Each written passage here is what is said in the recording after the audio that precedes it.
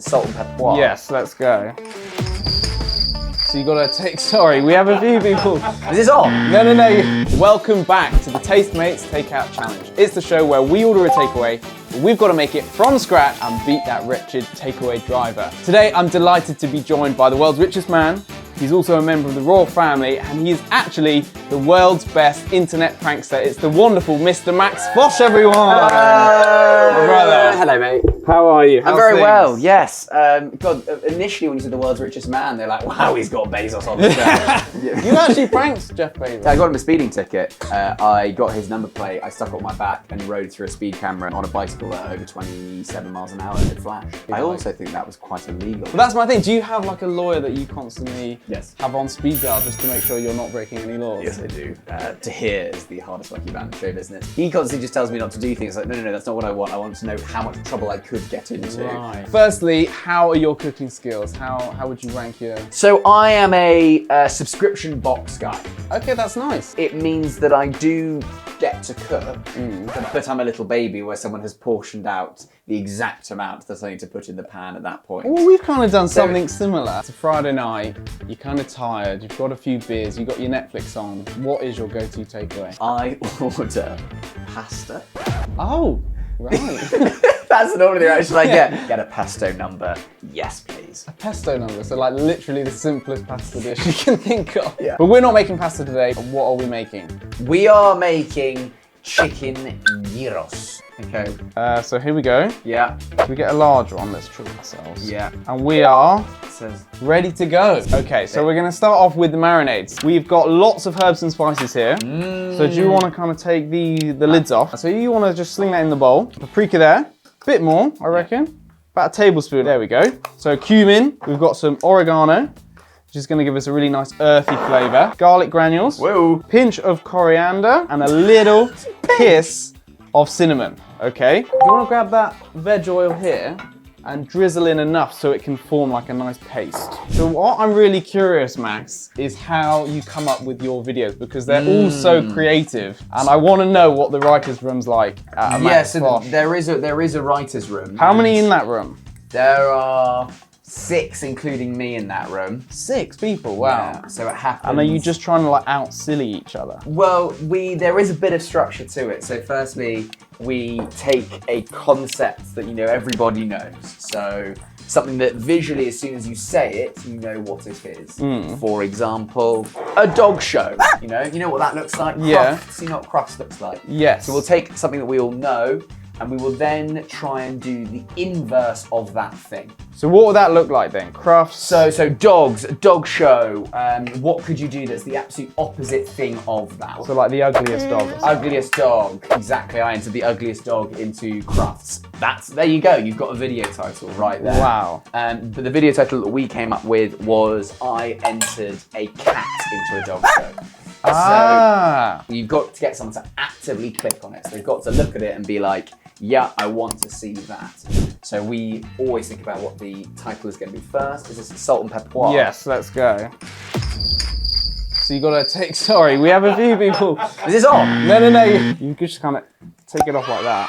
And we can actually probably scatter the salt on. You've got like a safety for your salt and pepper. And so when you come up with video ideas, because you've been doing it for such a long time and you've been viral a few times. Yeah, and are we talking about the video still? Yeah. Are you able to predict what does well and what doesn't? You pretty much know when you've got a big video. But we also talk about something called the flying car of the video because, for example, this came from a friend of mine who's a theatre director.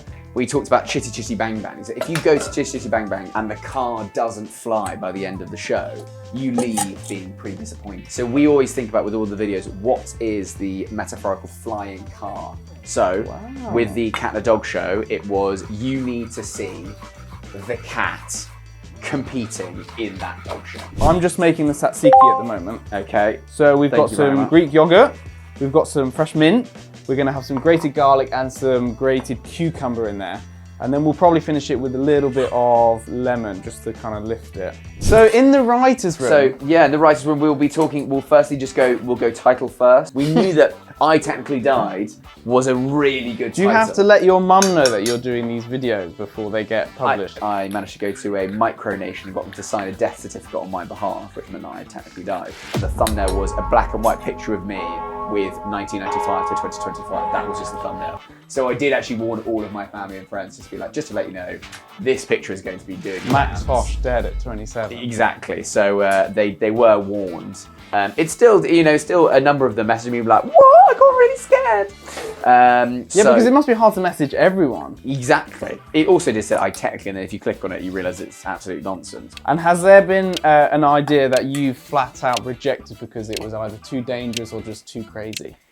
Yeah, probably the water skiing behind a cruise ship is probably going to be up there. My partner said that's the only one that she has kind of said, if you do this, I will leave. Really? She's very accommodating of the videos already. I've got married twice in videos, but it's the water skiing behind a cruise ship where she said absolutely no way. If you had to pick, would you have a favourite prank? Having a hot dog eating competition against a grizzly bear was up there. How far away from the grizzly bear were you? He was sat next to me at a picnic table with nothing in between them. This bear, to be fair, has given out an award at the Oscars, Tank the Bear. It's given out an award at the Oscars? Yeah, for we're the best costume design.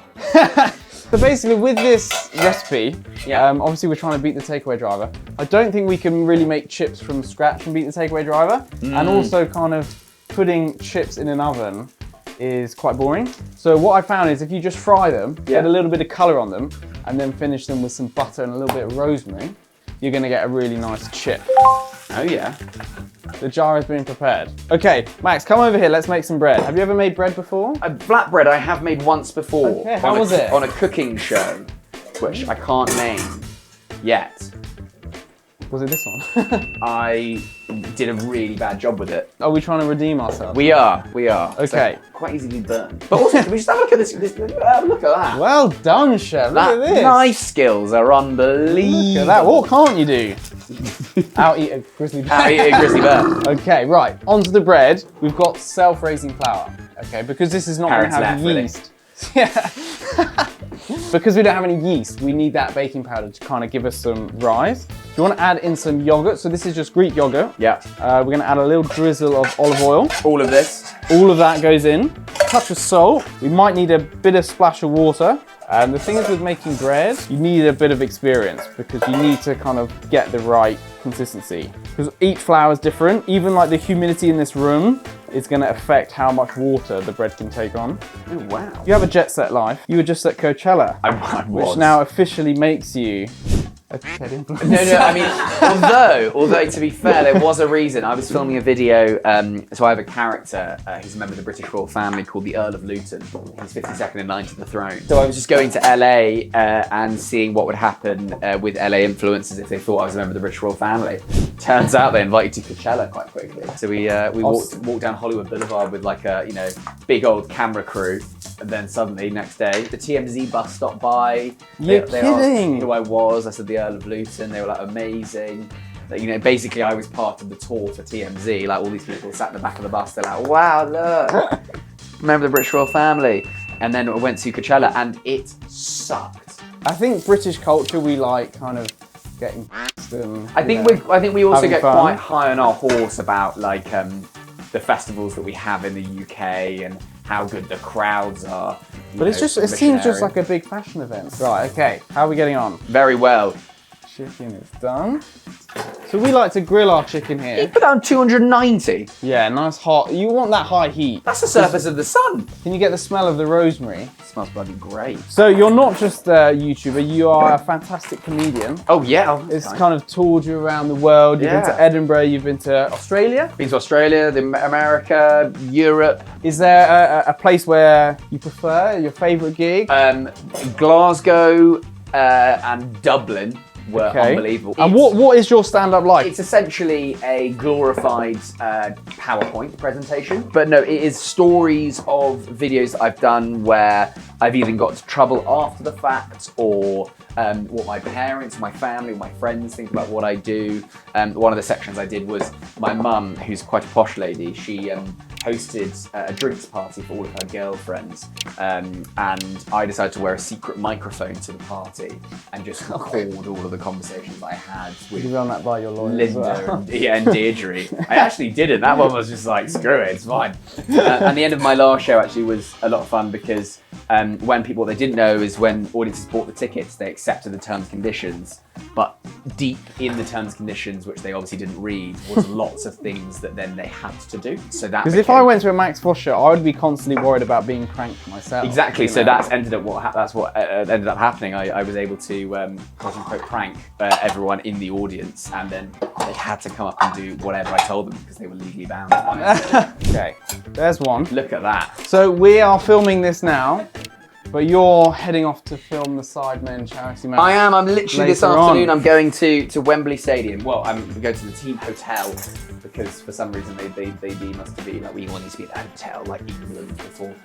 It's actually where England stay as well. Oh really? Football matches at Wembley. What's it like, kind of playing football in front of 90,000 It's people? unbelievable. It is the closest thing. Well, it is. How does it compare to going viral on the internet? Is it like a whole different kettle of fish? It's not quite the dopamine hit of kind of opening up YouTube and just seeing a video's doing well, but it is like, it's one of the best things that I get to do. You did the Uno reverse card the first time. Yeah. That was just And that so just went funny. more viral than I could possibly Is that have the most imagined. viral thing that you've ever done? I think so, yeah. Is that right? More than the Welcome to Luton? Yeah, I think internationally that kind of went Because I guess bigger than- Uno is such a like universal thing. And I've never been paid a penny by Uno for that.